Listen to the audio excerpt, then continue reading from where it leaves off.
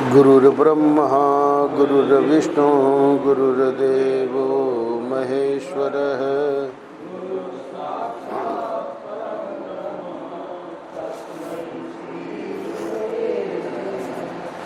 नारायण नारायण नारायण नारायण। कल के पृष्ठ में हम लोगों ने संसार को काटने का तरीका क्षमा है। क्षमा की महिमा महर्षि ने बताई। भगवान ने श्रीमद् भगवद गीता के 16वें अध्याय में देवी संपत्ति में बहुत सारे गुणों का वर्णन किया। अभयम सत्व संशुद्धि ही, ज्ञान योग व्यवस्थिति ही, दानम दमश्च यज्ञश्च स्वाध्यायश तप आर्जवम, अहिंसा सत्यम अक्रोध त्याग है, शांति अपैशुनम, दया भूतेषु अलोलुप्तम, मार्दवम हीर चापलम, तेज क्षमा धृति, वहाँ भी क्षमा है, तेज क्षमा धृति शोचम, अद्रोहो नातिमानिता, भवंती संपदम देवीन अभिजातस्य भारत। हे अर्जुन, तुम्हारे में ये सब सद्गुण हैं। तो कल एक गुण का वर्णन किया। आज के पृष्ठ में परम पूज्य महाराज श्री बताने जा रहे हैं कि जब हम सत्कर्म करेंगे तब ये सब गुण हमारे जीवन में आएंगे। आज के पृष्ठ का शीर्षक है मेरी वेदना मेरे हृदय की पीड़ा। इस वेदना को, पीड़ा को अभिव्यक्त करके ये बता रहे हैं कि सत्संगी लोगों में भी ये प्रयास नहीं है कि वे अपने दुर्गुणों को दूर करें।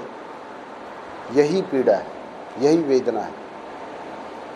सामान्य संसारी लोग जो सत्संग नहीं करते हैं, उनको पता ही नहीं है कि सद्गुण क्या होते हैं। तो वो जैसी भी रहें, उनके बारे में कुछ नहीं है कहना, पर पीड़ा और वेदना इस बात की है कि जो, क्योंकि ये प्रवचन हो रहा है, विषय दिया गया है दैनिक जीवन में गीता।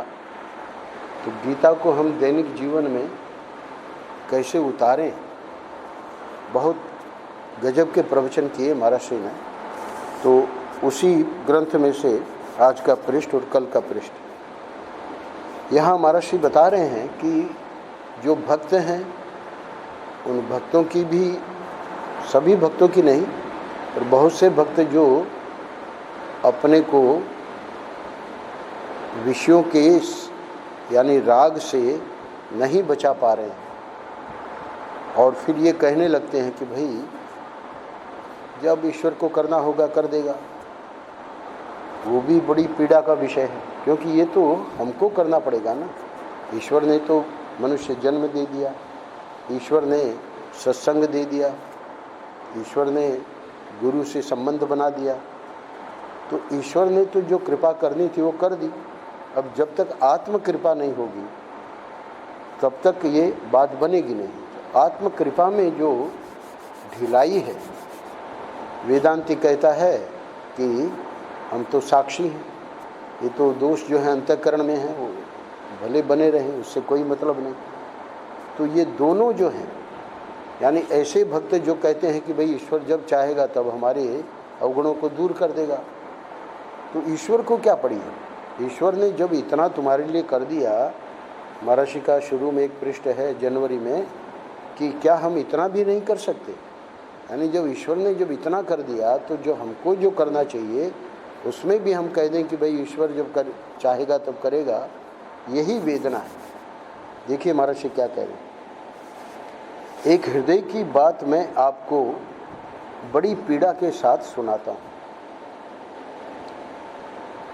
अपनी वेदना लेकर सुनाता हूँ। यानी जो श्रोता हैं, महर्षि जिस विषय पर प्रवचन कर रहे हैं, तो जब वो देख रहे हैं कि महात्मा को बड़ी पीड़ा है, कोई वेदना है, तो अवश्य सुनेंगे कि भाई क्या वेदना है, क्या पीड़ा है। और इस वेदना पीड़ा में हम इसको अगर कम कर सकें तो कम तो हमको ही करना है। वो वेदना और पीड़ा महापुरुषों में रहेगी। तो इसमें ये जो पृष्ठ यहाँ लिया गया है उसका भाव यही है कि ये जो महात्मा लोग कहते हैं, क्या कह रहे हैं, यह जो लोग अपना विकार मिटाने के लिए कर्म संस्कार नहीं मानते या नहीं करते हैं, दो प्रकार के लोग हैं। एक तो मानते ही नहीं है कर्म संस्कार, तो उनकी तो चर्चा ही क्या करनी है, पर जो मानते तो हैं पर करते नहीं। विकार को मिटाने के लिए कर्म संस्कार करना पड़ेगा, तो मान तो गए कि हाँ भाई कर्म संस्कार करने पड़ेंगे, पर करते नहीं हैं। वे लोग सही रास्ते पर नहीं चल रहे हैं। नहीं मानना ये तो बहुत ही गलत है, पर चलो नहीं मान रहे तो करेंगे क्या। जो मान ही नहीं रहे तो करने का प्रश्न ही नहीं है, पर जो मान रहे हैं और कर नहीं रहे हैं उसके लिए तो अवश्य ही वेदना और पीड़ा है। इसको और विस्तार में समझा रहे हैं अगले पैराग्राफ में। जैसे कि व्यभिचार एक कर्म है।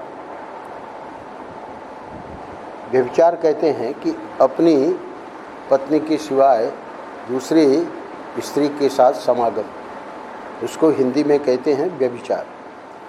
तो व्यभिचार जो है वो एक कर्म है।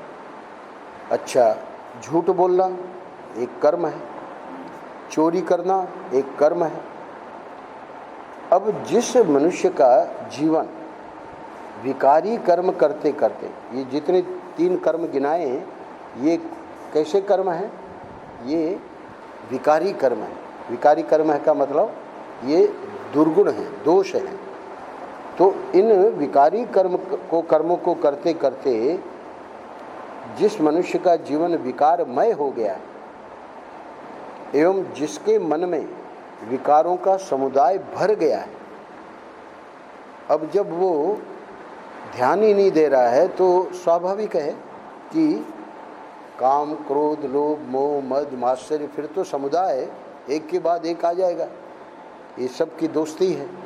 तो इसलिए जिसके मन में विकारों का समुदाय भर गया है, यदि वह मनुष्य विकारों के दोषों के निवारण के लिए कर्म नहीं करेगा और बोलेगा कि बाबा हम तो ईश्वर के भरोसे पड़े हैं, जैसी मौज होगी ईश्वर वैसा ही कर देगा। अथवा यदि, चलो ये तो ऐसे कल्पना करें कि एक भक्त है और भक्त इस प्रकार की बात कह रहा है, पर ये जो वेदांत का विचार करते हैं उनके बारे में अगले वाक्य में कह रहे हैं। अथवा यदि वह कहे कि हम तो अंतःकरण को ज्यों का त्यों छोड़ करके साक्षी दृष्टा के रूप में बैठे हैं, तो पहला वाला तो कह रहा है कि हम तो ईश्वर के भरोसे हैं, जैसी मौज होगी ईश्वर वैसा ही कर देगा। और ये वेदांती क्या कह रहा है, वो कह रहा है कि अंतःकरण को ज्यों का त्यों छोड़ के हम तो साक्षी दृष्टा हैं, हम तो ये है ही नहीं अंतःकरण। आप कहते हो कि इसमें सब विकार हैं वगैरह, अरे ये तो मिथ्या है। तो इन दोनों के लिए कह रहे हैं कि हमारे हृदय में वेदना है, पीड़ा है। क्यों? क्योंकि जब तक वह ईश्वर भाव में या साक्षी भाव में बैठा है तब तक तो ठीक भाई। जब वो अपना साधन भजन कर रहा है, पूजा में बैठा है अथवा वो ध्यान लगा रहा है, तब तक तो ठीक है। परंतु फिर जब वह उठेगा, यानी जब वो व्यवहार में आवेगा, तो व्यवहार में तब उसके मन में बैठे हुए वही काम, क्रोध, लोभ, वही विकार उदय होंगे। क्यों? क्योंकि वो कह रहा है कि वो तो हम ईश्वर के भरोसे पड़े हैं। दूसरा कह रहा है कि हम तो साक्षी हैं, ये सब अंतःकरण में दोष है तो बने रहे, इससे हमको कोई मतलब नहीं, हम तो असंग हैं। तो महर्षि कह रहे हैं कि वो असंगता ठीक है, जब तक वो बैठा है ध्यान में, भजन में, है ना, तब तक तो चलो कोई बात नहीं। पर अब चूँकि वो विकार हैं वो तो वहीं के वहीं हैं, तो जैसे ही वो व्यवहार में आवेगा तो क्या होगा तब उसके मन में बैठे हुए वही काम, क्रोध, लोभ, वही विकार उदय होंगे और उनके द्वारा मन उन दोषों के द्वारा, काम, क्रोध, लोभ, मोह, मद, मात्सर्य के द्वारा जैसी क्रिया उसके शरीर से पहले होती थी। क्या अर्थ हुआ? पहले होती थी यानी वो सत्संग भजन करने लगा, उसके बाद तो अब परिवर्तन आना चाहिए, पर परिवर्तन क्यों नहीं आ रहा है? क्योंकि उसने ये तरीका निकाल लिया कि हम तो असंग हैं, वेदांती कहता है, और भक्त कहता है कि हम तो ईश्वर के भरोसे पड़े हैं, जब ईश्वर को गरज होगी वो अपना हटा देगा।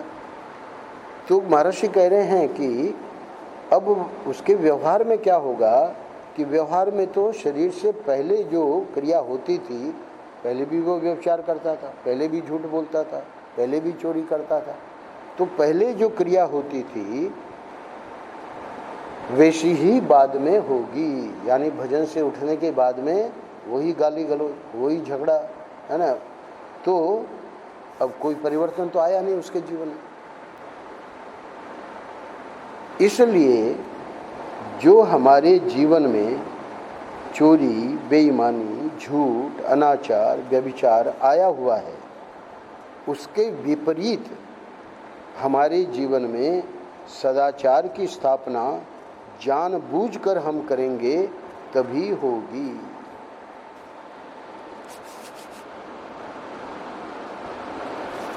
अगले पैराग्राफ में महर्षि कह रहे हैं, नारायण बीच में तकिया कलाम था महर्षि का, नारायण बीच में बोलते थे, नारायण आप इस बात को अच्छी तरह समझ लो कि जो लोग आपसे यह कहते हैं कि तुम तो दृष्टा हो, साक्षी हो, और जीवन में जो अनाचार व्यभिचार हैं वो रहने दो, उनसे तुम्हारा कोई संबंध नहीं है, वे यानी ऐसा कहने वाले आपको गलत रास्ते पर ले जाते हैं। आचार्य रजनीश एक हुए, अब तो नहीं है, उनको वहाँ अमेरिका में जेल में डाला गया। तो बड़े विचित्र लोग होते हैं, वो कहा करते थे कि ये तो जो है अंतःकरण के धर्म है, तुम तो असंग हो, तुम तो दृष्टा हो, साक्षी हो। तो जो लोग आपसे ये कहते हैं कि तुम तो दृष्टा हो, साक्षी हो, और जीवन में ये जो दोष दुर्गुण हैं बोले उनसे तुम्हारा कोई संबंध नहीं, क्योंकि तुम तो असंग दृष्टा हो। तो महर्षि कह रहे हैं कि उनकी बात सुनना नहीं है। उस दिन राजेंद्र आए थे, उस दिन एक बात आई थी 5 अगस्त में, सत्संगी को बहुत सावधान रहने की आवश्यकता है। वहाँ पर महर्षि ने कहा था दूसरे पैराग्राफ में, 2 दिन पहले 5 अगस्त को कहा था कि यदि उस व्यक्ति के संग में ही दुसंग है, दूसरे पैराग्राफ की तीसरी पंक्ति, तब तो वह संत है ही नहीं, और फिर जिसके संग को ही आप दुसंग समझते हैं, मैं तो कहता हूँ कि आप निश्चित रूप से ही उसको छोड़ दीजिए, वहाँ एक क्षण भी आपको नहीं रहना चाहिए। तो आज भी महर्षि उस बात को दोहरा रहे हैं कि यदि ऐसा कोई व्यक्ति है जो कि कह रहा है कि वो जो दोष दुर्गुण है वो रहने दो, उनसे तुम्हारा कोई संबंध नहीं है, तो वे आपको गलत रास्ते पर ले जाते, यानी उनसे अब संबंध रखने का कोई प्रयोजन नहीं, उनको तो हाथ जोड़ के उसी क्षण उनसे अपना संबंध काट दो। अब यहाँ तक तो स्पष्ट हो गया, आगे के उसमें अब महर्षि को बताना पड़ेगा कि आप बताइए कि हम विपरीत कर्म क्या करें। यानी ये जो इस समय दुर्दोष दुर्गुण हैं वो तो हम समझ रहे हैं, पर वो निकल नहीं पा रहे हैं। तो निकल क्यों नहीं पा रहे हैं, महर्षि समझा रहे हैं। जो बात जानबूझकर आपने अपने जीवन में जमाई है, भाई गुटखा कोई व्यक्ति जन्म से तो खाता नहीं, बाद में लोगों को देख देख के खाने लगा। अब वो क्या किया है, हमने जमाई है ना। तो जो बात जानबूझकर आपने अपने जीवन में जमाई है, वह ईश्वर के भरोसे हो जाने से अथवा वह साक्षी दृष्टा बनकर बैठ जाने से नहीं निकलेगी। कैसे निकलेगी महाराज? पहले एक दृष्टांत दे रहे हैं। क्या दृष्टांत दे रहे हैं? वैसे सांप को तो कोई नहीं पालता, पर ये दोष दुर्गुण को उपमा दे रहे हैं कि ये सांप के जैसे हैं। तो यदि सांप लाकर आपने अपने घर में पाला है, यानी गुटखा आप बाजार से खरीद के खाते हैं, यही तो पालना हुआ, और क्या है। तो सांप लाकर आपने अपने घर में पाला है, तो उसको निकालने के लिए आपको प्रयास भी करना पड़ेगा। अब जब पता लग गया कि इससे कैंसर जैसी भयानक बीमारी हो सकती है, तो बुद्धिमान थोड़ी है जो फिर जानने के बाद भी गुटखा खा रहा है। गुटखा का तो मैं एक दृष्टांत दे रहा हूँ। कोई भी दोष दुर्गुण है, यदि आप चुप लगाते रहेंगे तो अपने जीवन में जो बुराइयां घुस आई हैं वे बिल्कुल नहीं निकल सकती। सुन रहे हैं, एक कान से सुना, दूसरे कान से निकाल दिया। क्यों? क्योंकि हमको करना ही नहीं। क्या कह रहे हैं? यदि आप चुप लगाते रहेंगे तो होगा क्या? अपने जीवन में जो बुराइयां घुस आई हैं वे बिल्कुल नहीं निकल सकती।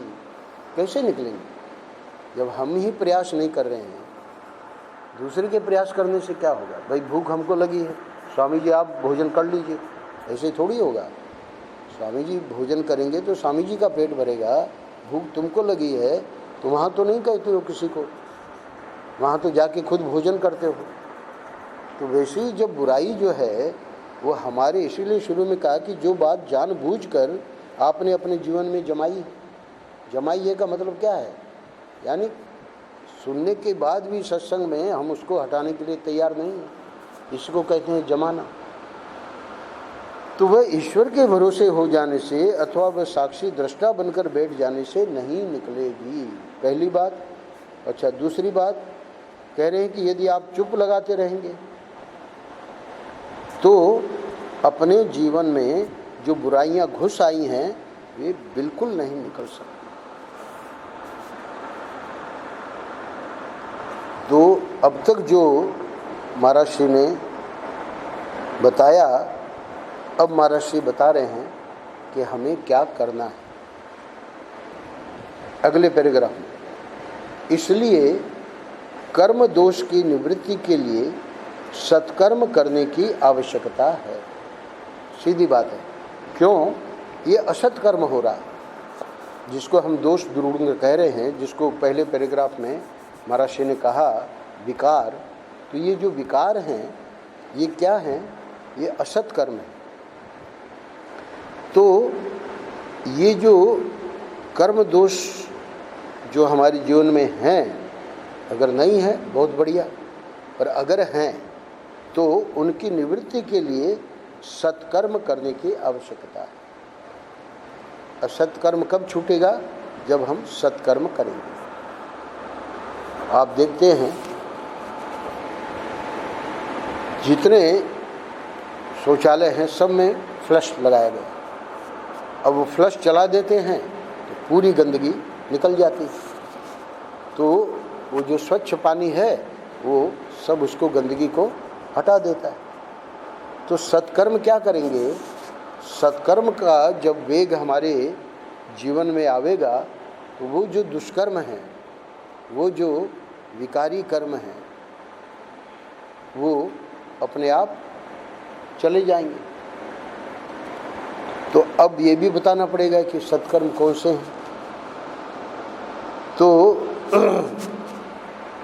5 यहाँ बातें नीचे बताई हैं, उनसे ठीक विपरीत करना है। तो वो हो गया सत्कर्म। ये क्या है? ये सब दुष्कर्मों की एक लिस्ट गिना दी। तो सत्कर्म करने से महर्षि कह रहे हैं कि ये जो हैं सब का सब हट जाएंगे, यानी आप शुद्ध हो जाएंगे।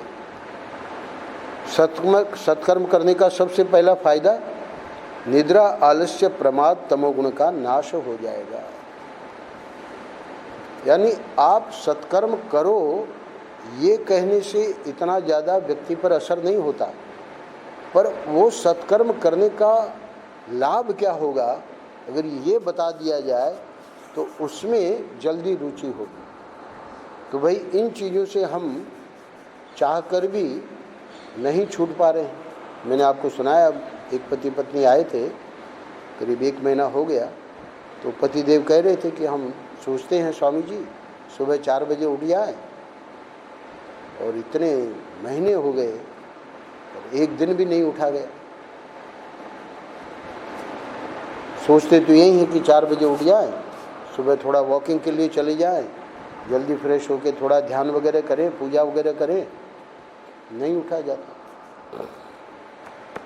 सत्कर्म हमने उनको बताया, अपने पे फाइन करो, जिस दिन हम नहीं उठेंगे उस दिन, है ना, 500 रुपये लाके गोलक में डाल देंगे कि आज का ये दंड है। तो यदि आप सत्कर्म करोगे तो निद्रा, आलस्य, प्रमाद, तमोगुण का नाश होगा। सत्कर्म करना भी इतना आसान नहीं है।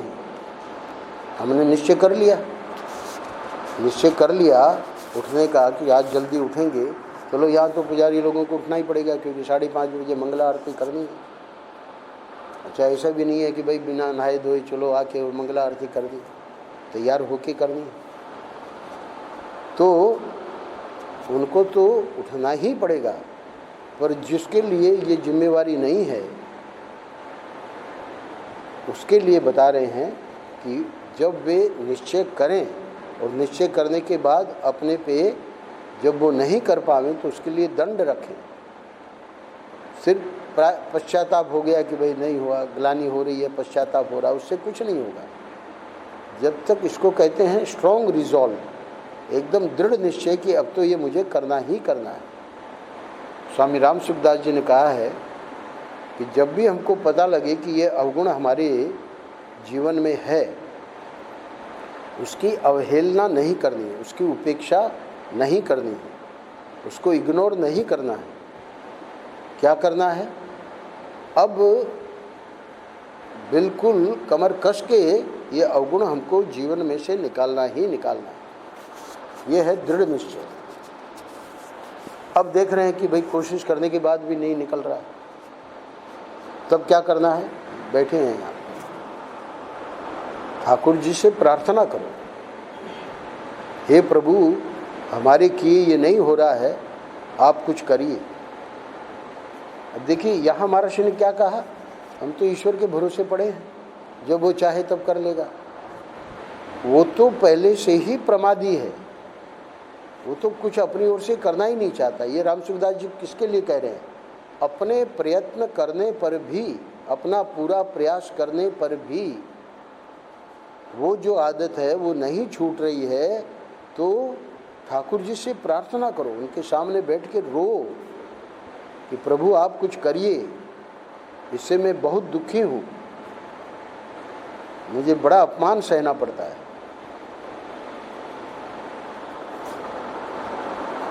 और ठाकुर जी तो करेंगे ही करेंगे। कैसे करेंगे? सत्संग देकर। ठाकुर जी सत्संग में ऐसे ऐसे तरीके बताते हैं कि अगर वो एक दिन भी हम कर लें,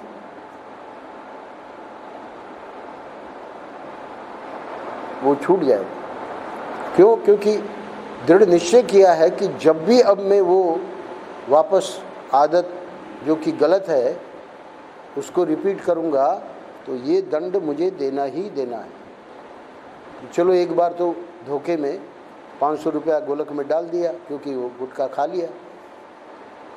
अब दूसरी बार जैसे ही गुटखा उठावेंगे फिर दूसरा 500 रुपया। वो महत्व बुद्धि जो है धन में, वो गुटखे को फेंक देगी, ये जाए भाड़ में, है ना। हमारा 500 रुपया इधर बेकार में गोलक में जा रहा है ना। तो बेकार में नहीं जा रहा है, वो ठाकुर जी की सेवा में आवेगा, है ना, बहुत बढ़िया है वो भी। तो उसके हमने बताया उनको, सज्जन को, देखिए ठाकुर जी ने भेजा हमारे पास और बोल रहे हैं कि स्वामी जी वर्षों हो गया पर 4 बजे हमसे नहीं उठा जाता। प्रतिदिन मैं कहता हूँ अपने को, तो उसके लिए सत्कर्म हम कोशिश कर रहे हैं, पर देख रहे हैं हमारी कोशिश काम नहीं आ रही है। तो उसके लिए संत लोग रास्ता बताते हैं। अब वो अगर कोई कहे कि हमको नहीं करना है तो फिर छोड़ो, फिर सत्संग करने की ज़रूरत ही क्या है। तो इसलिए कह रहे हैं महाराज श्री कि कर्म दोष की निवृत्ति के लिए सत्कर्म करने की आवश्यकता है। सत्कर्म ऊपर सबसे पहले ही कह दिया कि विकारी कर्म को जो ये मानते, या तो मानते ही नहीं हैं कि कर्म संस्कार करना है हमको, तो नहीं मानते, उनकी तो चर्चा ही क्या है। पर मानकर भी जो नहीं करते हैं वे लोग सही रास्ते पर नहीं चल रहे हैं। तो भाई हम लोग यहाँ गोपालगढ़ में रह रहे हैं और हमारे लिए कोई कहे कि भाई तुम सही रास्ते पे नहीं चल रहे हो, तो ये तो एक हमारे लिए बहुत बड़ा गलत सर्टिफिकेट हो गया। तो इसलिए कह रहे हैं कि पहला पॉइंट तो ये है कि ये जो निद्रा, ये जो आलस्य है ना, पड़े हुए हैं बिस्तर में लेटे हुए हैं। क्यों लेटे हैं? हमारा क्या कुछ बीमारी है क्या? अरे बोले नहीं, ऐसे ही लेटे हैं। तो आजकल तो लेटे लेटे अपना मोबाइल का कुछ देखते रहते हैं। तो ये सब प्रमाद है, तमोगुण है। क्यों? क्योंकि आवश्यक कार्य छोड़ के जो हमको करना है, हम विद्यार्थी हैं, हमको पढ़ना है ना, उससे लिए प्रमाद हो रहा है और ये मोबाइल में लगे हुए हैं। क्यों?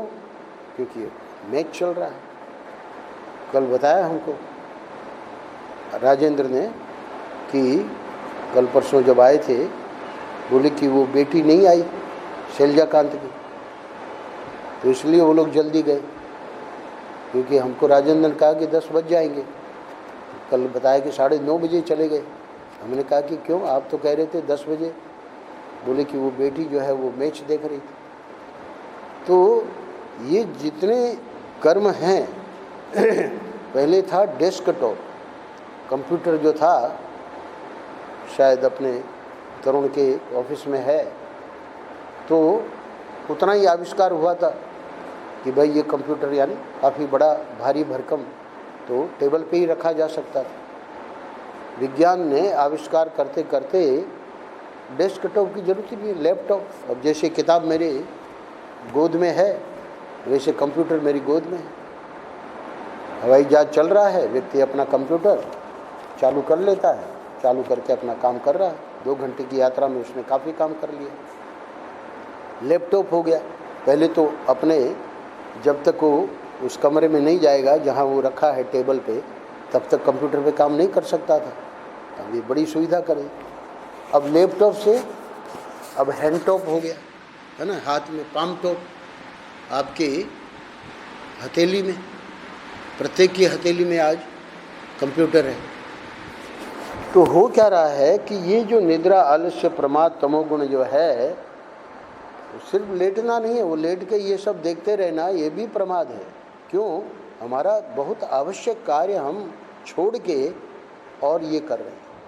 ये प्रमाद शब्द जो है ना, ये बहुत बहुत बहुत महत्वपूर्ण है। अभी महाभारत में विदुर नीति आ रही है।